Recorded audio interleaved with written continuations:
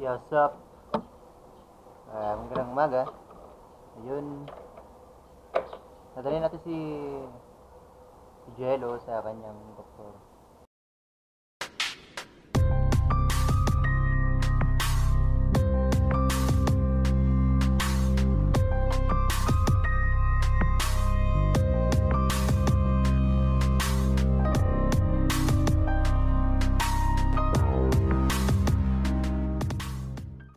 Kaya hindi siya umaandar, tulak mo.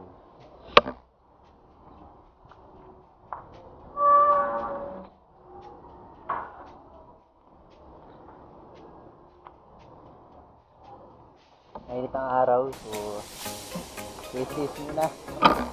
Tara.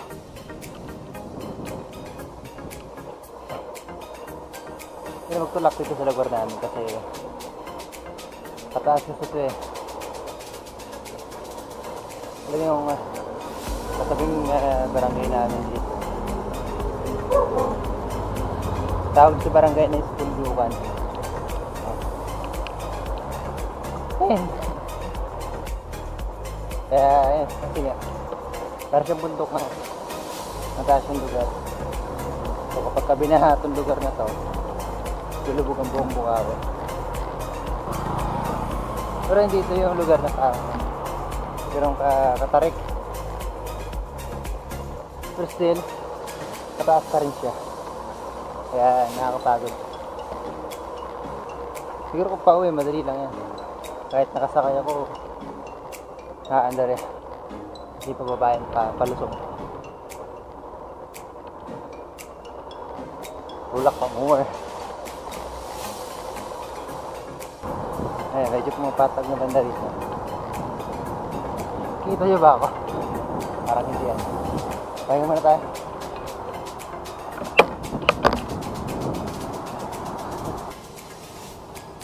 Ilang araw ko din ginagamit si Jello. Siguro ilang araw pa? 3, 4. Sa ganun. Mga 4 na araw. Kasi sinusubukan ko pa rin siya start kaya ayaw eh.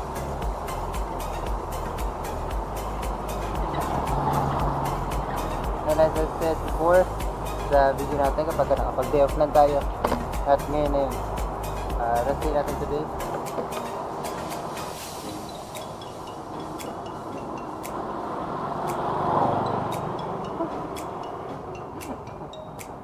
Rest day natin today. Kaya dali natin sa doktor si Jello. Actually, pinakamalapit na mekaniko dito lang sa Meganto mismo ng street pa itong tawag sa amin. Wala, sa Meganto lang sa amin. Walking distance naman siya, pero dulo kasi kami kaya malayo. Ang mekaniko boss, ayaw mag-start sir eh.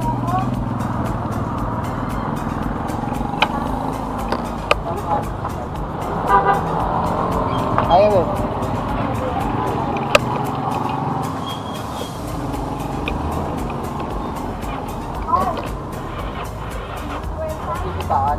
Oo, ay sipaan.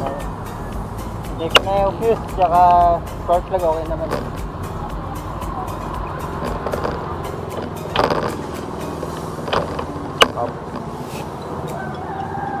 Ano, biglang matakal? Oo. Pauwi ako naman eh. Ang alawa lang sa pagkilisan.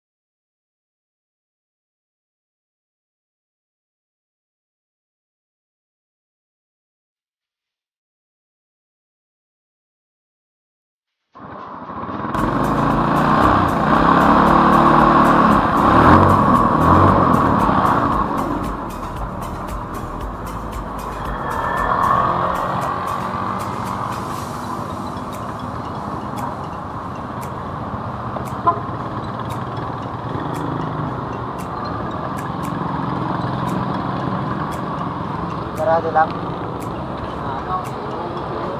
Nahugot.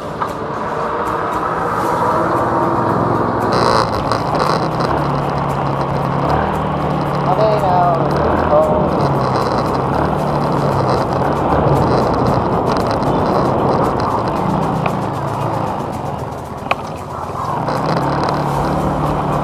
ayun nangyari.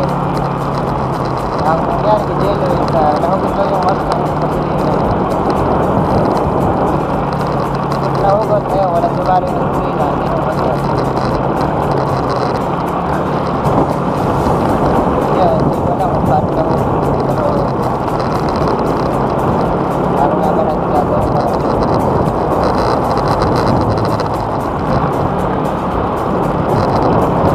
bakit yun kaya bigla nang mahugot yun?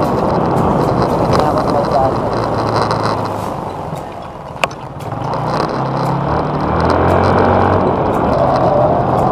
Siguro hindi ko lang kaya yung gagawin yung ginagawa nila.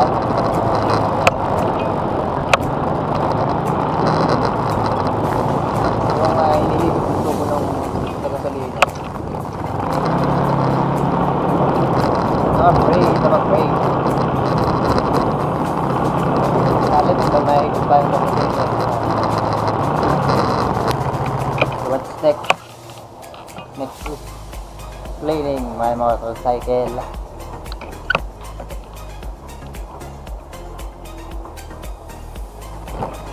Well, maybe that's it for now. So, mga ganyan, sa mga, siguro magbigay ka lang ng tip, mga ganitong sitwasyon na mga biglaan na mamatayan.